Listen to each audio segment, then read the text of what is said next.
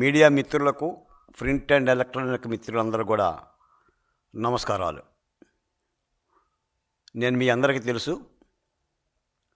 ప్రజా రాజధాని అమరావతి ఉద్యమంలోనూ లేదా గత 5 ఏళ్ల చీకటి పరిపాలనకు సంబంధించిన జరిగిన దళితులపై జరిగిన దాష్టీకాలకు సంబంధించిన ఆత్మగౌరవ ఉద్యమంలోనూ రాష్ట్రంలో ప్రజలు కానీ, నా దళిత బహుజన కులాలు కానీ నన్ను సదా ఆశీర్వదించి దీవించి ఆ ఉద్యమానికి అండగా నిలబడిన సంఘటనలు, నా అడుగులు, నా నడక అన్నీ కూడా మీకు తెలుసు.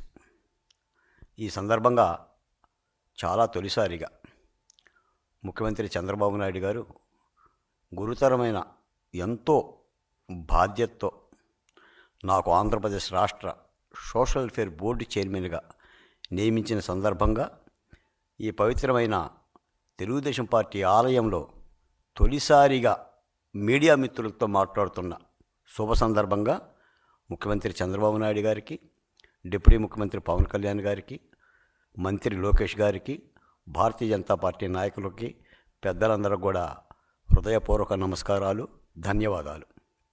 మిత్రులారా, ఈ రోజున ఒక పెద్ద అంశం మీద రాష్ట్ర ప్రజలతో మీ ద్వారా మాట్లాడేందుకు ముందుకొచ్చాను. ఏమిటి ఆ విషయం అంటే, ఎప్పుడో ఓ కొత్త జంట పెళ్లి చేసుకొని పెద్ద ఆయన కనిపించింది కదా, దీవిస్తే బాగుంటుందని పెళ్ళికొడుకు అనుకొని భార్యని వెంటబెట్టుకొని పెద్ద ఆయన మమ్మల్ని దీవించు అని అడిగిందంట. వెంటనే ఆ పెద్ద ఆయన ఏమన్నంటే, నీ భార్య ముండమోయినగాక అని దీవించిందంట. అంటే అమరావతి విషయంలో జగన్మోహన్ రెడ్డి గారి లీలలు కానీ, వైసీపీ సోషల్ మీడియా గోలలు కానీ ఎంత పచ్చి అబద్ధంగా ఉన్నాయంటే, ఎంత దుర్మార్గంగా ఉన్నాయంటే, లాగి కొట్టిన, లాగి తన్నిన, 2024 ఎన్నికల్లో రాష్ట్ర ప్రజలు ఎగిరెగిరి తన్నిన బుద్ధి మారలేదు. కించిత్తు ఆలోచన కూడా లేదు. ఈ రాష్ట్రంలో అబద్ధానికి కూడా అబద్ధం ఎలా మాట్లాడాలో నేర్పగలిగే నేర్పు జే గ్యాంగ్ మీడియాకు ఉంది. అబద్ధం కూడా తాను అబద్ధం ఆడాలంటే, వైసీపీ నాయకులారా నేను ఎలా ఆడాలి అబద్ధం అని అడగాలి. జగన్మోహన్ రెడ్డి గారి దగ్గరికి వెళ్ళి, జగన్మోహన్ రెడ్డి గారు అబద్ధం ఎట్టాడాలో చెప్పండి అని అడగాలి. అప్పుడు జగన్మోహన్ రెడ్డి గారు చాలా చక్కగా పోసగుచ్చినట్టుగా చేతులు ఇలా కట్టుకొని ఇలా చూసి 11 ఎలా వచ్చినాయో అర్థం కాక చెప్పినట్టుగా అబద్ధాన్ని చెప్తాడు. అమరావతి మీద కేంద్ర ప్రభుత్వం గెజిట్ నోటిఫికేషన్ ఇవ్వటానికి పార్లమెంటులో బిల్లు పెట్టాలని రాష్ట్ర క్యాబినెట్ ఆమోదించింది. దానిని కేంద్రానికి పంపింది. ఇది అంశం. దాని మీద ఈ బిల్లును ఎలా పెట్టాలి, 2014లో విభజితమైన ఈ రాష్ట్రానికి 14 తారీఖుతో పెట్టాలా లేదా ఏ తారీఖుతో పెట్టాలని ఒక సందిగ్ధం వచ్చి కేంద్ర ప్రభుత్వం మళ్ళీ ఒక మారు రాష్ట్ర ప్రభుత్వాన్ని వివరణ అడిగింది.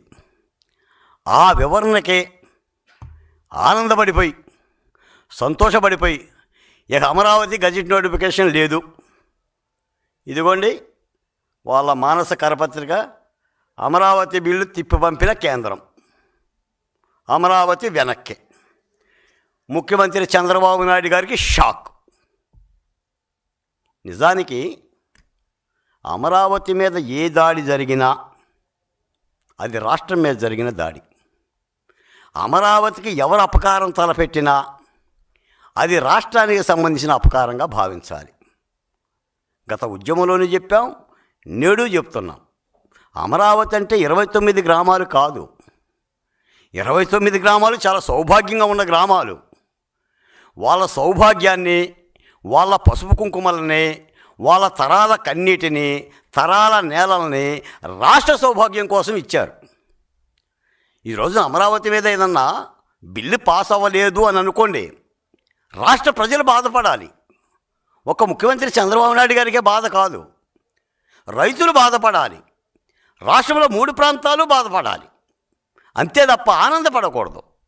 ఈ రాష్ట్రంలో అన్ని రాజకీయ పార్టీలు, మేధావులు, సంఘాలు, సమస్త సామాజిక వర్గాలు అమరావతి ఉండాలని కోరుకున్నాయి. ఆ నిదానంతోనే 24 యుద్ధానికి వెళ్ళినాయి. సిద్ధం అనుకున్న వాళ్ళకి బుద్ధి చెప్పినాయి. మళ్ళీ ఇప్పుడు అమరావతి మీద ఏది జరిగినా జగన్ సోషల్ మీడియా విపరీతమైన దుష్ప్రచారం. ఆ బిల్లు పాస్ అవ్వకూడదని ఒక ఆనందం. ఈ రోజున ఒక్కసారి మీరు గతంలోకి వెళ్తే 2014 ఉమ్మడి ఆంధ్రప్రదేశ్ విభజన చట్టం ఏం చెప్తుంది? 10 సంవత్సరాల పాటు తెలంగాణ రాష్ట్రానికి, ఆంధ్రప్రదేశ్ రాష్ట్రానికి హైదరాబాద్ ఉమ్మడి రాజధాని. 10 ఏళ్ల తర్వాత హైదరాబాద్ అనే రాజధాని కేవలం తెలంగాణదే. ఇది విభజన చట్టంలో క్లాజ్ 5లో ఉన్న అంశం. అంతే తప్ప 10 ఏళ్ల వరకు ఆంధ్రప్రదేశ్ రాజధాని కట్టుకోకూడదని కాదు. 11వ సంవత్సరంలో కట్టుకోమని చెప్పాలి బిల్లులో. ఎప్పటికైనా కట్టాలని, ఏనాటికైనా పరిపాలనా కేంద్రం ఉండాలని నిలువ బట్టలతో వచ్చాం కాబట్టి బస్సుల్లో నిద్రపోయి ఆనాటి ముఖ్యమంత్రి చంద్రబాబు నాయుడు గారు చాలా సుదీర్ఘమైన ఆలోచనలు చేసి 1కి 10 సార్లు కసరత్తు చేసి ఒక మధ్యస్థ రాజధానిగా ఉండాలని, ఇది కర్నూలు లాంటి గుడారాల రాజధాని కాకూడదని, వైసీపీ కాకులో వైసీపీ గద్దలో పడేస్తే కూలిపోకూడదని, ఈ దేశానికి ఈ రాష్ట్రానికి అక్షయ పాత్రగా ఉండాలని అమరావతిని నిర్ణయించారు. ఆ మేరకు పరిపాలన అక్కడి నుంచే కొనసాగుతుంది. నాటి చంద్రబాబు నాయుడు గారు 2 ఏళ్ల పరిపాలన, మాజీ ముఖ్యమంత్రి జగన్మోహన్ రెడ్డి గారు 5 ఏళ్ల పరిపాలన, నేటి కూటమి ప్రభుత్వం 1.5 ఏళ్ల పరిపాలన అమరావతి నుంచే జరుగుతుంది. నిజానికి ఏంటంటే విషయం, భారతదేశంలో 29 రాష్ట్రాల్లో ఏ రాష్ట్రానికి కేంద్ర ప్రభుత్వ గజెట్ నోటిఫికేషన్ లేదు. రాష్ట్ర రాజధానులు ఆయా రాష్ట్రాలకు సంబంధించిన అంశాలు.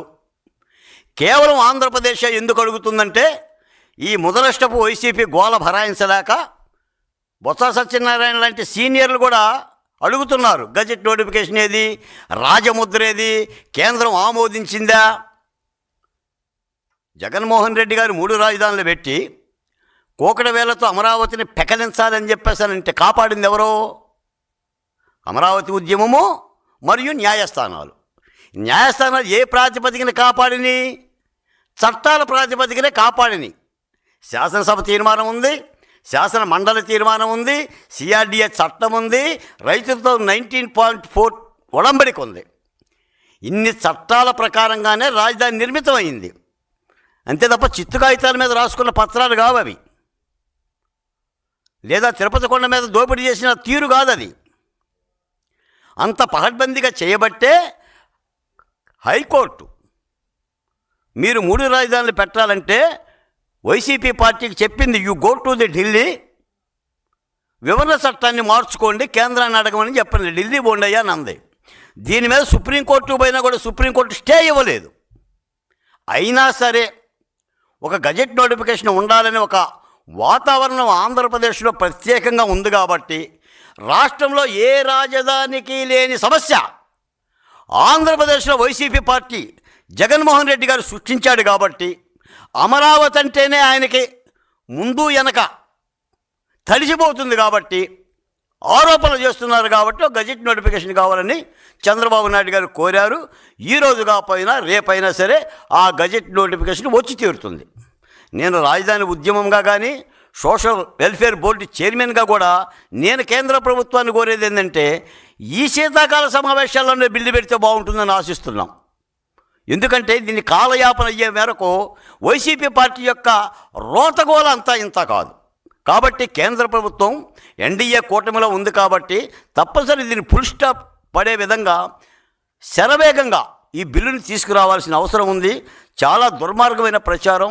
ఎవడో అంటాడో ఒకడు, చంద్రబాబు నాయుడు గారు పని అయిపోయింది, ఇంకోడంటాడు అమరావతికి నోటిఫికేషన్ రాదు అంటే ఎంత గొంతెమ్మ కోరికలంటే, శుభం పలకరా పెళ్లి కొడక అంటే ఇందాక సామెత చెప్పినట్టుగా ఒక్క శుభం పలికిన పాపాన లేదు. నిన్న మొన్న కూడా నేను మీడియాలో చూసా, జాతీయ మీడియాకి జాతి మీడియా గగ్గోలు. జాతీయ మీడియా ఏంటి, జాతి మీడియా ఏంటి? అసలు ఈ అనేవాళ్ళది ఏ జాతి, ఏ సంకర జాతి? ఒక్కొక్కడు అంటాడు విమానాలు రెడీ చేసుకోమంటాడు, వాడికి 450 కోట్లు వచ్చినాయి. ఇంకోడు అంటాడు పారిపోవటానికి సిద్ధంగా ఉండనంటాడు, వాడికి లెగిస్తే ఇంట్లో బువ్వగింజలంలో. ఈ రాష్ట్రంలో ఉత్తరాంధ్ర కానీ, రాయలసీమ కానీ, ఆంధ్రప్రదేశ్ కానీ ఈరోజే కార్యక్రమం జరిగింది. చంద్రబాబు నాయుడు గారి ఆధ్వర్యంలో ఒక అద్భుతమైన కార్యక్రమం, ఐటీ హబ్ని నిర్మాణం చేస్తున్నారు. అవకాశాల ఆంధ్రప్రదేశ్గా మారింది. నిన్నటిదాకా అభివృద్ధికి ఆంధ్రప్రదేశ్ దూరంగా ఉంటే ఈ రోజున అవకాశాల ఆంధ్రప్రదేశ్గా మారి అటు అమరావతి కానీ, అటు విశాఖపట్నం కానీ, రాయలసీమ కానీ ఎన్నో అభివృద్ధి కార్యక్రమాలు జరుగుతున్నాయి. ఈ సందర్భంగా ముఖ్యంగా రాష్ట్ర ప్రజలు గుర్తుంచుకోవాల్సిన అంశం ఏంటంటే, ఇది వైసీపీ పార్టీ అమరావతి మీద చేస్తున్న మరో దాడి. మళ్ళీ అమరావతిని రాష్ట్రానికి సంబంధం లేదంటూ, రాష్ట్ర ప్రజలకు సంబంధం లేదంటూ ఒక సామాజిక వర్గం పేరు మీద, లేదా ఒక ప్రాంతం పేరు మీద, లేదా 29 గ్రామాల పేరు మీద చేస్తున్న ఒక తప్పుడు ప్రచారం. ఈ రోజున రాష్ట్ర ప్రజలు ఆలోచించాలి. అమరావతిలో ఏ మొక్క పుట్టినా, ఏ పువ్వు పూసినా, ఏ కాయ కాసినా అది అమరావతి రైతులొక్కలే భుజించరు, ఈ రాష్ట్ర ప్రజలు భుజిస్తారు. అక్కడ విట్ కాలేజీ ఉంది, ఈ రాష్ట్రంలో అందరు విద్యార్థులు ఉన్నారు. సీడాక్సిస్ రోడ్డు ఉంది, ఈ రాష్ట్రంలో ప్రజలందరి వాహనాలు నడుస్తున్నాయి. ప్రకాశం జిల్లా మీద, కృష్ణానది మీద ఒక బ్యారేజ్ వచ్చింది. రాకపోకలు అటు మద్రాసుకి, హైదరాబాద్కి జరుగుతున్నాయి. అంటే ఏది పుట్టినా అది ప్రజలకు సంబంధించిన అంశంగా భావించాలి. వైసీపీ పార్టీ మళ్ళీ అమరావతి మీద వికృతమైన దాడి చేస్తుంది. నిన్న కేంద్ర మంత్రి పెమ్మసాని చంద్రశేఖర్ గారు ఆ మాట చెప్పారు. అంటే ఈ రాష్ట్రంలో వైఎస్ఆర్ కాంగ్రెస్ పార్టీకి శాశ్వతమైన రాజకీయ సమాధి కట్టాల్సిన అవసరం ఉంది అని. నేను మళ్ళీ చెప్తున్నాను, మంత్రి గారు ఒకసారి చెప్పారు, నేను 100 సార్లు చెప్తున్నాను. అమరావతి జోలికొస్తే 24లో గోరీ కట్టారు ప్రజలు. మళ్ళీ అమరావతికి జోలికొస్తే 29లో రాజకీయంగా శాశ్వత సమాధి కట్టి తీరుతారు. అన్నీ కూడా ఒక దుర్మార్గమైన ఆలోచనలో విడనాడండి. ఇప్పటికీ మీరు రాజధాని మీద స్పష్టత లేదు. రాజధాని మీద స్పష్టత లేకుండా ముఖ్యమంత్రి ఎక్కడ కూర్చుంటే అక్కడ రాజధాని అని, బాత్రూంలో కూర్చుంటే బాత్రూమ్ రాజధాని, బెడ్రూమ్లో కూర్చుంటే బెడ్రూమ్ రాజధాని, రిషికొండ మీద కూర్చుంటే రిషికొండ రాజధాని, ఫామ్ హౌస్లో ఉంటే ఫామ్ హౌస్ రాజధాని, ఇటువంటి ఒక దుర్మార్గమైన ప్రకటనలు చేసి, అపహాస్యం చేసి, ఆఖరికి బడి పిల్లలను సైతం ఆంధ్రప్రదేశ్ రాజధాని ఎక్కడంటే ABCD ఆప్షన్లు లేకుండా తూర్పు, ఉత్తరం, దక్షిణం, పడమర దిక్కులు చూసుకునేలా చేసిన ఒక దుర్మార్గమైన ఈ వైఖరితో మళ్ళీ అమరావతి మీద దాడి జరుగుతుంది. మీరు ఎన్ని కుయుక్తులు పన్నినా, నేను జగన్మోహన్ రెడ్డి గారు కూడా చెప్తున్నా, మాజీ ముఖ్యమంత్రి జగన్మోహన్ రెడ్డి గారు, మీరు తలకాయ కింద పెట్టి కాలు పైకెత్తి తపస్సు చేసిన అమరావతి ఆంధ్రుల రాజధాని. అమరావతి జోలికొస్తే కాలిపోవటం తప్ప, మాడిపోవటం తప్ప మరో అవకాశం మీకు ఉండదు. ఇప్పటికైనా మీ బుద్ధైనా మార్చుకోండి, మీ తీరైనా మార్చుకోండి. అమరావతి ఆంధ్రుల రాజధానిగా మీరు కూడా మీ పార్టీ విధానంలో ఏమన్నా ప్రకటిస్తే ప్రకటించండి. మీరు ప్రకటించినా ప్రకటించకపోయినా 10 ఏళ్ళుగా అమరావతి రాజధాని, ఆంధ్రులు గుర్తించిన రాజధాని, అది పోరాటాల రాజధాని, అది త్యాగాల రాజధాని, అది రైతుల రాజధాని, అది SCలు, STలు, BCలు, మైనార్టీలు, ఆఖరికి రెడ్డి సామాజిక వర్గానికి సంబంధించిన రాజధాని కూడా అమరావతి. ఇలాంటి దుర్మార్గమైన ప్రచారాన్ని, చాలా మీడియా పరంగా వస్తున్న ప్రచారాన్ని ప్రజలు నమ్మొద్దని, ఒక్కొక్కడు అమరావతి మీద ఈ సందర్భంగా మాట చెప్పాలి. ఈ రాష్ట్రంలో జగన్మోహన్ రెడ్డి గారు 2019కు ముందు, అధికారంలోకి రాకముందు అమరావతిని అమ్మ అని పిలిచాడు. మీ అందరికీ తెలుసు, అమరావతిని అమ్మా అని పిలిచాడు. ఇక్కడ ఇల్లు కట్టుకున్నా, నేనే గూడు కట్టుకున్నా, నేను అమరావతిలో ఉంటాను అని అన్నాడు. అధికారంలోకి వచ్చాక అమరావతిని నీ అమ్మ అని పిలిచాడు. ఇది ఆయన తత్వం. ఒక దుర్మార్గమైన వైఖరి సాగుతుంది. తప్పనిసరిగా ఒక అద్భుతమైన ప్రణాళికలతో దాదాపు 50,000 కోట్ల రూపాయలకి పైబడి అమరావతిలో అభివృద్ధి జరుగుతుంది. CRDA భవంతి ఏర్పడింది, రాజ్భవన్ కట్టబోతున్నారు, క్వాంటమ్ వ్యాలీ వస్తుంది, బిట్స్ పిలానీ వస్తుంది. తప్పనిసరిగా అన్ని అభివృద్ధి పనులు శరవేగంగా జరుగుతున్నాయి. రైతులకు సంబంధించిన సమస్యల మీద కూడా ఒక కమిటీనేసి ఎప్పటికప్పుడు ఆ సమస్యలు తీసుకునే ప్రయత్నం కూడా జరుగుతుంది. ఏదైనా రాష్ట్ర ప్రజలారా, ఒక పునాది ఉండాలి.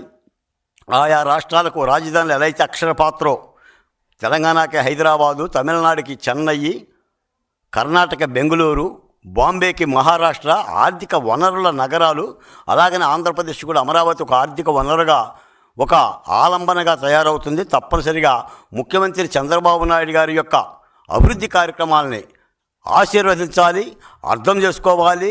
రాజధాని మీద కానీ, కూటమి ప్రభుత్వ పరిపాలన మీద కానీ, సంక్షేమ పథకాల మీద కానీ చేస్తున్న విమర్శల్ని, ముఖ్యంగా తప్పుడు విమర్శల్ని కొంతమంది పనిగట్టుకొని బొడ్డుకు మసి రాసుకొని పరగడుపున అబద్ధాలు ఆడే ప్రయత్నంలో ఇక ఆడికి అదే పని. లెగవటమో ముఖం కడుక్కుంటాడో తెలియదు కానీ ఛాయ్ తాగటమో మీడియా ముందు కూర్చోవటం, చెప్పండి అని చెప్పేసి అని అంటాం. కులాల మధ్య, మతాల మధ్య విద్వేషాలు పెట్టడం, అలా రాష్ట్రాన్ని నవ్వులు పాలు చేసే ఈ యొక్క నాయకుల యొక్క తప్పుడు ప్రచారాలని ఎండగట్టాల్సిన అవసరం ఉంది. తప్పనిసరిగా అమరావతి బిల్లు